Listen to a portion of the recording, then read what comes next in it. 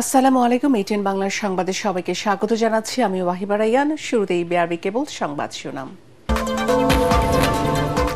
সাংবিধানিক অনুযায়ী জুলাই সনদ বাস্তবায়নে রাষ্ট্রপতির সাংবিধানিক আদেশ জারির সুযোগ নেই অভিমত বিশেষজ্ঞদের। সুপ্রিম কোর্টের আদেশ গণভোটেও বাড়বে জটিলতা। ভারতের সঙ্গে বাংলাদেশের সমস্যা চলছে। নিউ ইয়র্কের প্রধান উপদেষ্টা ছাত্রদের অভ্যুত্থান প্রতিবেশী দেশটি পছন্দ করেনি। রাতে জাতিসংঘে ভাষণ দেবেন ডক্টর ইউনূস। নির্বাচনী প্রস্তুতিতে পিআর পদ্ধতি ও এনসিপির শাপলা প্রতীক বরাদ্দের দাবি কোনো প্রভাব ফেলবে না। মন্তব্য ইসি আনোয়ারুলের। আইনের বাইরে যাবে না কমিশন। শুধু পূজার সময় নয়, বৈষম্যহীন দেশ গড়তে হিন্দু সম্প্রদায়ের নিরাপত্তা নিশ্চিত করা আহ্বান মহানগর সার্বজনীন পূজা কমিটির। শুনছিলেন বিআরবি কেবল সংবাদ শিরোনাম। এখন বিস্তারিত। জুলাই সনদ নিয়ে এখনো মতভেদ রয়েছে রাজনৈতিক দলগুলোর মধ্যে। সনদের আইনি বৈধতা ও বাস্তবায়নের পথ কি হবে তা নিয়েও চলছে নানা আলোচনা। আইন বিশেষজ্ঞরা বলছেন, বর্তমান সংবিধান অনুযায়ী জুলাই সনদ বাস্তবায়নে রাষ্ট্রপতির সাংবিধানিক আদেশ জারির সুযোগ নেই। সুপ্রিম কোর্টের আদেশ বা গণভোটেও বাড়তে পারে সাংবিধানিক জটিলতা। জুলাই সনদ বাস্তবায়নে দলগুলোর ঐক্যমত্যের কোনো বিকল্প নেই বলেও তাদের মত। হুমায়ুন চিশতির রিপোর্ট। জুলাই আগস্টের গণঅভ্যুত্থানে শেখ হাসিনা পালিয়ে যাওয়ার পর সর্বোচ্চ আদালতের মতামত নিয়ে ডক্টর মোহাম্মদ ইউনূস ও অন্যান্য উপদেষ্টাদের শপথ পড়ান রাষ্ট্রপতি। এরপর সংবিধান সহ রাষ্ট্রের গুরুত্বপূর্ণ সংস্কারের লক্ষ্যে গঠিত হয় জাতীয় ঐক্যমত্য কমিশন। রাজনৈতিক দলগুলোর সাথে 6 মাসেরও বেশি সময় আলোচনার পর তৈরি হয় জুলাই সনদের খসড়া। 166টি বিষয়ের মধ্যে 84টিতে একমত রাজনৈতিক দলগুলো। এর মধ্যে 19টি সংস্কার সরাসরি সংবিধান সংশোধনের সাথে জড়িত। কোনো কোনো ইস্যুতে রয়েছে নোট অব ডিসেন্টও। এমন প্রেক্ষাপটে জুলাই সনদ বাস্তবায়নের প্রক্রিয়া নিয়েও প্রশ্ন উঠেছে। প্রস্তাব এসেছে সাংবিধানিক আদেশ জারি ও জাতীয় নির্বাচনের সাথে গণভোটের। আইন বিশেষজ্ঞরা বলছেন, বিদ্যমান সংবিধানে রাষ্ট্রপতির সাংবিধানিক আদেশ জারির কোনো সুযোগ নেই। উনি সেটি অর্ডিন্যান্স করতে পারে that is consistent and compliant with the constitution, existing constitutions. অতএব প্রেসিডেন্ট এটা পারবে না। এখানে কিছু জিনিস আছে যেখানে বর্তমানে এই কনস্টিটিউশন যেগুলো কভার করে না, যেখানে কিছু সুপ্রা কনস্টিটিউশনাল এলিমেন্ট আছে এই কনস্টিটিউশনের বাইরে। অতএব এই কনস্টিটিউশনের কাঠামোর মধ্যে এটাকে আইনগত ভিত্তি দিয়ে এখন সম্ভব না। এমন না যে মার্শাল্লাহ গভর্নমেন্ট যে একটা এক্সট্রা লিগাল ওয়েতে তারা যাবে। ইন্টারিম গভর্নমেন্ট আর্টিকেল 106 এ অ্যাডভাইজারি ওপিনিয়নের মাধ্যমে এসছে এবং তারা একটা কমিটমেন্ট করেছে তারা সবসময় এই কনস্টিটিউশনকে মেনে নেবে। এখন প্রেসিডেন্সিয়াল অর্ডিন্যান্স যদি গায়ের জোরে এটা চাপিয়ে দেওয়া হয়, সামনে একটা রিস্ক থেকে যায় যেটা চ্যালেঞ্জ হতে পারে।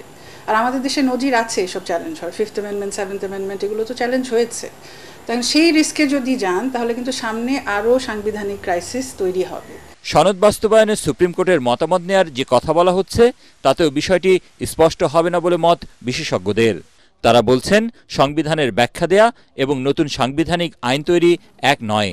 শেষ পর্যন্ত সবকিছুরই বৈধতা নিশ্চিত করতে হবে জাতীয় সংসদের মাধ্যমেই। অগণতান্ত্রিক প্রক্রিয়াতে আপনি গণতন্ত্র আনবেন এটা তো হতে পারে না।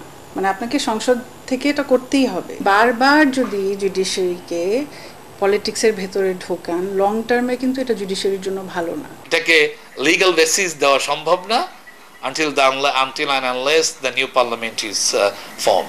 72-এর সংবিধান সমুন্নত রেখে জুলাইয়ের অনুপ্রেরণায় সংবিধান সংশোধন করা উচিত বলে মনে করেন ইসলামী বিশ্ববিদ্যালয়ের উপাচার্য ও ঢাকা বিশ্ববিদ্যালয়ের সাবেক অধ্যাপক নকিব মোহাম্মদ নসরুল্লাহ। আমরা তো 71কে বাদ দিতে পারবো না। হুমায়ুন চিশতি, এটিএন বাংলা, ঢাকা। ভারতের সঙ্গে বাংলাদেশের সমস্যা চলছে বলে মন্তব্য করেছেন প্রধান উপদেষ্টা ডক্টর মোহাম্মদ ইউনূস।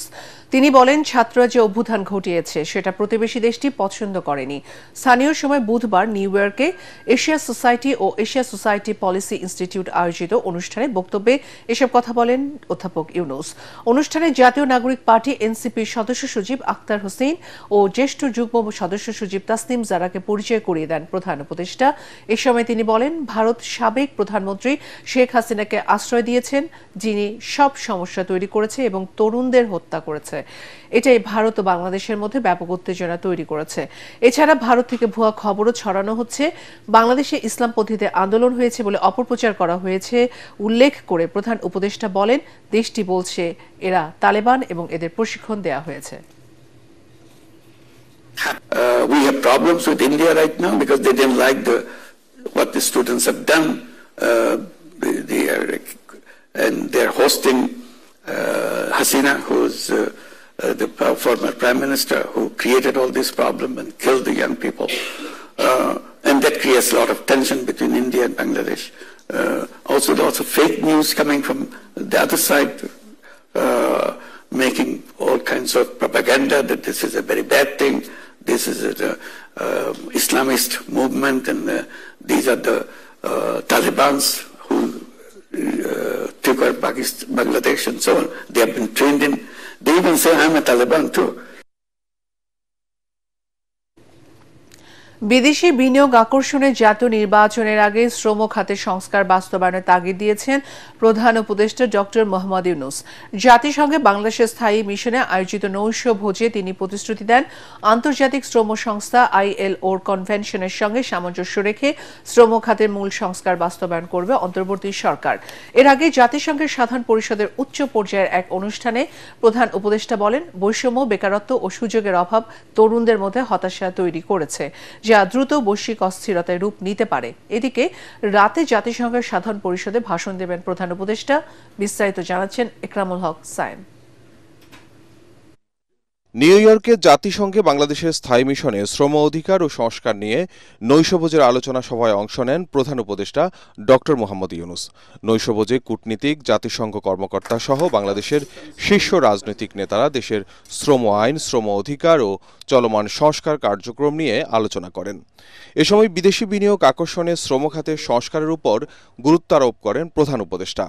ফেব্রুয়ারির আসন্ন জাতীয় নির্বাচনের আগেই আন্তর্জাতিক শ্রম সংস্থা ILOর কনভেনশনের সঙ্গে সামঞ্জস্য রেখে এই খাতের মূল সংস্কার বাস্তবায়নের অঙ্গীকার পুনর্ব্যক্ত করেন তিনি। We need continuous support.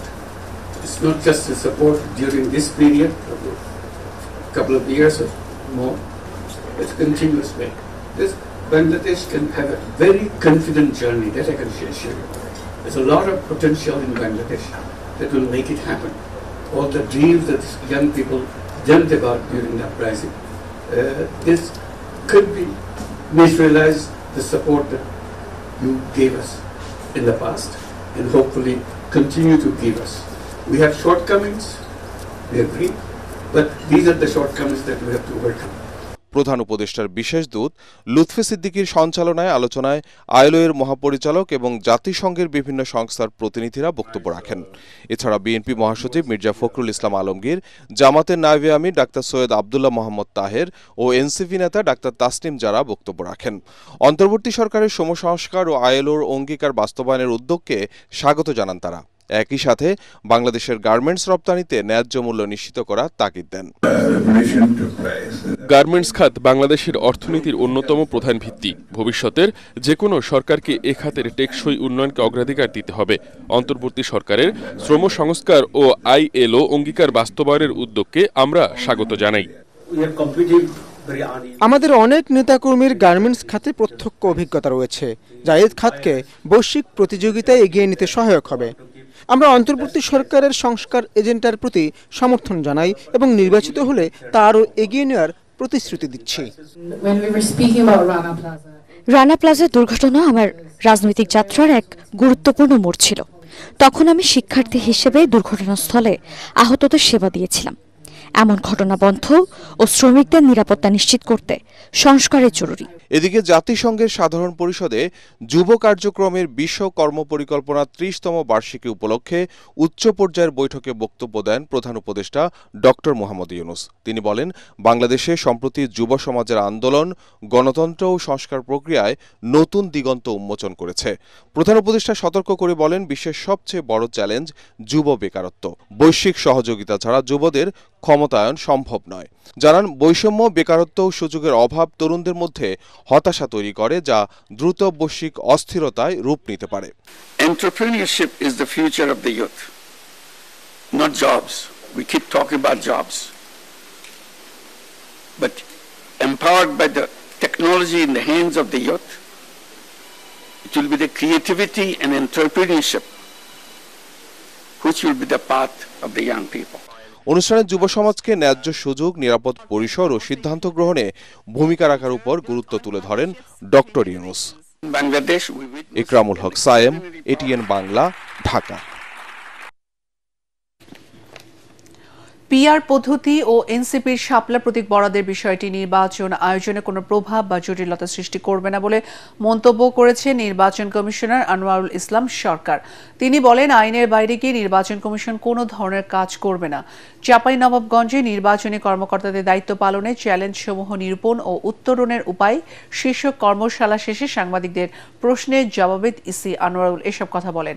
তিনি বলেন, অতীতে নির্বাচনে যে কর্মকর্তাদের বিরুদ্ধে অবৈধ কর্মকাণ্ডে জড়িত থাকার অভিযোগ রয়েছে তাদের ত্রয়োদশ সংসদ নির্বাচনে দায়িত্ব দেওয়া হবে না।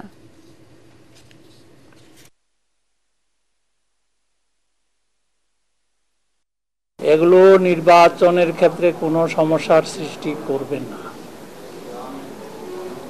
কারণ হচ্ছে নির্বাচন কমিশন সাংবিধানিক প্রতিষ্ঠান, বিদ্যমান আইনের আওতায় সে সমস্ত কাজ করে যাচ্ছে এবং করবে। আইনের ব্যত্যয় ঘটিয়ে নির্বাচন কমিশন কোনো কাজ করতে পারে না, করবে না। পিআর পদ্ধতিতে নির্বাচন ও জুলাই সনদ বাস্তবায়ন সহ 5 দফা দাবিতে দেশের বিভিন্ন স্থানে বিক্ষোভ মিছিল ও সমাবেশ করেছে জামাত ইসলামী। কেন্দ্রীয় কর্মসূচির অংশ হিসেবে নাটোর জেলা জামাতের উদ্যোগে শহরের মাদ্রাসা মোড়ে সমাবেশ অনুষ্ঠিত হয়। সমাবেশে অন্যান্যের মধ্যে বক্তব্য রাখেন জেলা জামাতের আমির অধ্যাপক ডক্টর মীর নুরুল ইসলাম সহ অন্যান্য নেতারা। পরে বিক্ষোভ মিছিল বের হয়ে শহরের বিভিন্ন সড়ক প্রদক্ষিণ করে। কুড়িগ্রামে জামাত ইসলামী জেলা শাখার উদ্যোগে সরকারি কলেজ প্রাঙ্গণ থেকে বিক্ষোভ মিছিল বের হয়ে শহরের প্রধান প্রধান সড়ক প্রদক্ষিণ করে বিক্ষোভ সমাবেশে অংশ নেন নেতাকর্মীরা। শুধু পূজার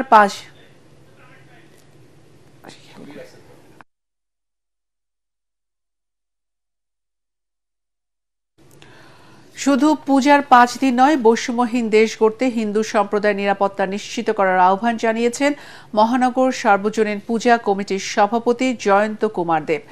ঢাকেশ্বরী জাতীয় মন্দিরে দুর্গাপূজা উপলক্ষে আয়োজিত মতবিনিময় সভায় তিনি একথা বলেন। তিনি বলেন, ধর্মীয় অনুভূতিতে আঘাত হানা ব্যক্তির পরিচয় যাই হোক না কেন তাদের সর্বোচ্চ শাস্তি নিশ্চিত করতে হবে। এই সময় বাংলাদেশ পূজা উদযাপন পরিষদের সভাপতি বাসুদেব ধর বলেন, বিজয়া দশমী শোভাযাত্রার প্রতিমা বিসর্জন ও পূজার সময় মণ্ডপগুলোতে সরকারের পক্ষ থেকে কঠোর নিরাপত্তা নিশ্চিত করা হয়েছে। 28 সেপ্টেম্বর ষষ্ঠী ও 2 অক্টোবর বিজয়া দশমীর মধ্যে দিয়ে শেষ এবারের শারদ উৎসব। আমরা স্বরাষ্ট্র উপদেষ্টা মহোদয়ের সঙ্গে যে উচ্চ পর্যায়ের বৈঠক হয় সেখানে সব সংস্থার প্রতিনিধিত্ব ছিল, সেনা নৌ বিমান বাহিনীর প্রতিনিধিত্ব ছিল এবং সবার সামনে এই বিষয়গুলো আলোচিত হয়ে তারা আমাদের বলেছে যে আমরা এটা কঠোর অবস্থানে থাকব। নিত্যপণ্যের দামের ভারে অস্বস্তিতে ক্রেতারা। রাজধানীর বাজারে বেশিরভাগ সবজি কেজি প্রতি কিনতে হচ্ছে 80 টাকায়। গাজর টমেটোর কেজি 120 টাকা। কমছে না মাছের দামও। 1 কেজি ইলিশ এই সপ্তাহ 2100 টাকা। এখনো বাড়তি চাল ও ডালের দাম। রিপোর্ট আদ্দিন সজীবের। ছুটির দিনের সকালে মাছ কিনতে ঢাকার বাজারে এই বেসরকারি চাকরিজীবী শেষ পর্যন্ত 3 ধরনের মাছ কিনলেও পরিমাণে নিয়েছেন খুব কম। 3 পদের মাছ কিনেছি, দাম বেশি হওয়ার কারণে সবই কম কম করে আর কি। 1 পোয়া 300, 450 এরকম। ক্রেতারা বলছেন ইলিশ এখন নাগালের বাইরে, অন্য মাছের দামও চড়া। এরকম দেখা গেছে 400 টাকা শিং মাছ আধা কেজি নেয় 200 টাকা দিয়ে। যদি মনে করেন যে 300 টাকা কেজি হতো হয়তো 1 কেজি নিত। সপ্তাহের ব্যবধানে বেশিরভাগ সবজির দাম বেড়েছে 5 থেকে 10 টাকা। বেগুন বরবটি সহ সব ধরনের সবজি কিনতে হচ্ছে 80 টাকা কেজি। সব প্রতিটাই আর কি 80 টাকা করে, সব কিছু ক্রয় ক্ষমতার বাইরে। এই যে বটবটি মনে করেন আজকে আমাদের 56-57 টাকা কিনা আনছি, কেরেন খরচ আছে, মিন্তি খরচ আছে, এই হিসাবে 60 টাকা কেজি বইরা যায়। আমরা যদি 70 টাকা কেজি বেশি দামগুলো লাভ বলেন। কিসের মনিটরিং জোরদার করে কিছু করেন? আপনি আমাকে ধরছেন, এখানে আপনি আমাকে ধরে রাখেন, একটা সুরা না পর্যন্ত আমার আটকে রাখেন, তাহলে তো সুরা হবে। অস্বস্তি মুদিপণ্যের বাজারেও। আটা ও ডালের দাম এখনো চড়া। চিকন মশার ডালটা গত 55 টাকা আমাদের কিনে আনতে হয় মোকাম থেকে, আমরা 160 টাকা বিক্রি করি। স্বস্তি ফিরছে না চালের বাজারেও। মিনিকেট ও নাজির শাইলের কেজি 76 থেকে 78 টাকা, মোটা চাল 56 টাকা কেজি, কোথাও কোথাও তারও বেশি। ইন্ডিয়ান নাজির ঢুকছে, সেই জন্য যে নাজির আগে ছিল 78 থেকে 80 টাকা, সেটা এখন হলো 76 থেকে 78 টাকা, পার কেজিতে 2 টাকা শুধু নাজির শাইলের দাম কমছে। পেঁয়াজের দাম প্রকারভেদে এখনো 70 থেকে 75 টাকা কেজি, তবে মুরগি ও ডিমের দাম আছে আগের মতোই। আদ্দিন সজীব, এটিএন বাংলা, ঢাকা। এখন পূবালী ব্যাংক বাণিজ্য সংবাদ।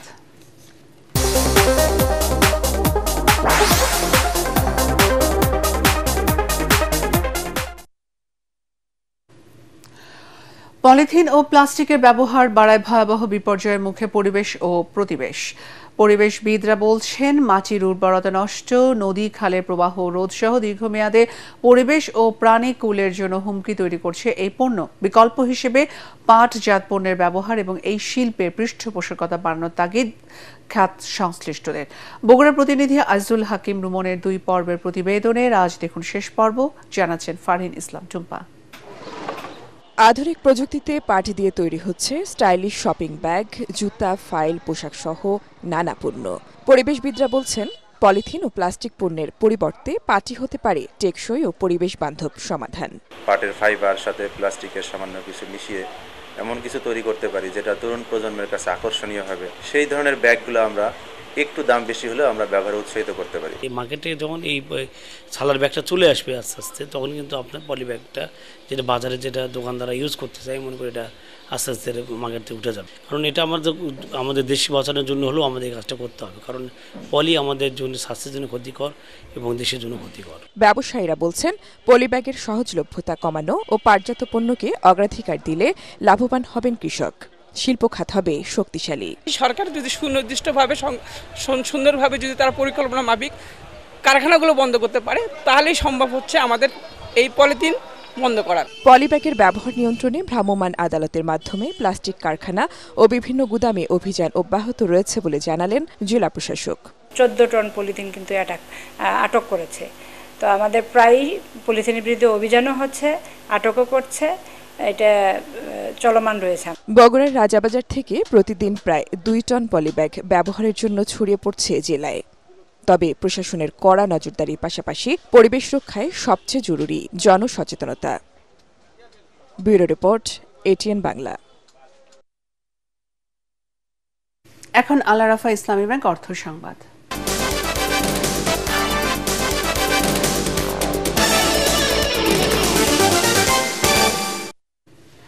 মাগুরায় মোহাম্মদপুরে আত্মসাৎ করা টিসিবির প্রায় 78 মেট্রিক টন চাল উদ্ধার করেছে প্রশাসন। গতকাল গভীর রাতে বিনোদপুর বাজারের একটি দোকানে অভিযান চালিয়ে এসব চাল উদ্ধার করা হয়।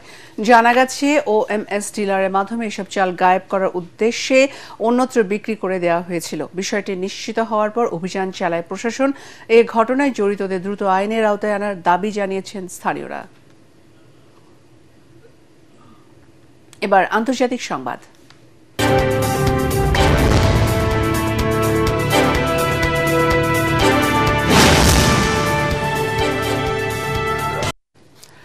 গাজা চুক্তি দ্বারপ্রান্তে পৌঁছানোর দাবি করেছেন মার্কিন প্রেসিডেন্ট ডোনাল্ড ট্রাম্প। বুধবার জাতিসংঘের সাধারণ পরিষদের অধিবেশনে ফাঁকে 8 মুসলিম দেশের নেতাদের সঙ্গে বৈঠক করেন ট্রাম্প। গাজার যুদ্ধ নিয়ে তারা একটি সিদ্ধান্তে পৌঁছেছেন বলে ইঙ্গিত দিয়েছেন ট্রাম্প। তুরস্কের প্রেসিডেন্ট রিসেপ তাইয়েপ এরদোয়ানের সঙ্গেও দ্বিপাক্ষিক বৈঠক করেন ট্রাম্প। মার্কিন প্রেসিডেন্ট বলেন, বৈঠকে অনেক কিছু নিয়েই সিদ্ধান্ত হয়েছে। এরপর তিনি ইসরায়েলের সঙ্গে বসতে চান। এদিকে মুসলিম দেশের নেতাদের সঙ্গে বৈঠকের সময় 21 দফা উত্থাপন করেন ট্রাম্প। এতে গাজায় স্থায়ী যুদ্ধবিরতি, জিম্মিদের মুক্তিসহ বিভিন্ন বিষয় রয়েছে। অন্যদিকে মুসলিম নেতারা ট্রাম্পকে জানান, ইসরায়েল গাজার গাজা সিটিতে যে হামলা চালাচ্ছে সেটি হওয়া উচিত নয়। এবার আমদানিকৃত ওষুধ, ট্রাক ও আসবাবপত্রের উপর নতুন শুল্ক আরোপের ঘোষণা দিয়েছেন মার্কিন প্রেসিডেন্ট ডোনাল্ড ট্রাম্প। 100% শুল্ক আরোপ করা হয়েছে আমদানিকৃত ওষুধের উপর। আগামী সপ্তাহ থেকে কার্যকর হবে এসব শুল্ক। ভারী ট্রাক আমদানিতে গুনতে হবে 25% শুল্ক। ট্রাম্পের সামাজিক যোগাযোগ মাধ্যম ট্রুথ সোশ্যালে তিনি এসব কথা জানান। তবে নতুন শুল্কে জাতীয় শুল্কের সঙ্গে যুক্ত হবে কিনা তা পরিষ্কার করে জানাননি তিনি। ইউরোপীয় ইউনিয়ন বা জাপানের ইরানের মতো বাণিজ্য চুক্তিভুক্ত দেশগুলো এতে ছাড় পাবে কিনা সে বিষয়েও কিছু বলেননি ট্রাম্প। বার্তা সংস্থা রয়টার্স বলছে, এসব শুল্ক আরোপের ঘোষণা দেওয়ার পর বাজারে অস্থিরতা দেখা দিয়েছে। এছাড়া এশিয়ায় ওষুধ কোম্পানির শেয়ারেও বড় ধরনের ধস নেমেছে।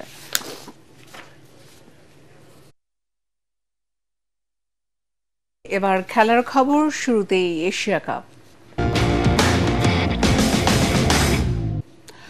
পরিস্থিতি বুঝে সিদ্ধান্ত নিতে না পারার ব্যর্থতাকে বাংলাদেশের পাকিস্তানের কাছে হেরেছে বলে জানালেন কোচ ফিল সিমন্স। দুবাইয়ে মাত্র 135 রানের লক্ষ্য তাড়া করতে নেমে লজ্জাজনক পরাজয়ের ব্যাখ্যা দিতে গিয়ে এমনটাই বলেন টাইগার কোচ। এ সময় তিনি বলেন, লিটনের অনুপস্থিতিও দলকে দুর্বল করেছে। সঠিক সিদ্ধান্ত নিতে পারেনি ব্যাটসম্যানরা। সব দলকেই কোনো না কোনো সময় এমন দিনের মুখোমুখি হতে হয়। আজ আমাদের তেমন দিন গেল, আমাদের সিদ্ধান্ত আর শট নির্বাচন ভালো হয়নি। শেষ করার আগে বিআরবি কেবল সংবাদ শিরোনাম আরো একবার। সংবিধান অনুযায়ী জুলাই সনদ বাস্তবায়নে রাষ্ট্রপতির সাংবিধানিক আদেশ জারির সুযোগ নেই, অভিমত বিশেষজ্ঞদের। সুপ্রিম কোর্টের আদেশ ও গণভোটেও বাড়বে জটিলতা। ভারতের সঙ্গে বাংলাদেশের সমস্যা চলছে, নিউ ইয়র্কের প্রধান উপদেষ্টা। ছাত্রদের অভ্যুত্থান প্রতিবেশী দেশটি পছন্দ করেনি। রাতে জাতিসংঘে ভাষণ দেবেন ডক্টর ইউনূস। নির্বাচনী প্রস্তুতিতে পিআর পদ্ধতি ও এনসিপির শাপলা প্রতীক বরাদ্দের দাবি কোনো প্রভাব ফেলবে না, মন্তব্য ইসি আনওয়ারুলের। আইনের বাইরে যাবে না কমিশন। শুধু পূজার সময় নয়, বৈষম্যহীন দেশ গড়তে হিন্দু সম্প্রদায়ের সার্বক্ষণিক নিরাপত্তা নিশ্চিত করার আহ্বান মহানগর সর্বজনীন পূজা কমিটির। পরবর্তী সংবাদ দেখার আমন্ত্রণ জানিয়ে এখনকার মতো শেষ করছি। এটিএন বাংলার সংবাদ ইউটিউবে দেখতে ব্রাউজ করুন youtube/এটিএন বাংলা নিউজ। ধন্যবাদ।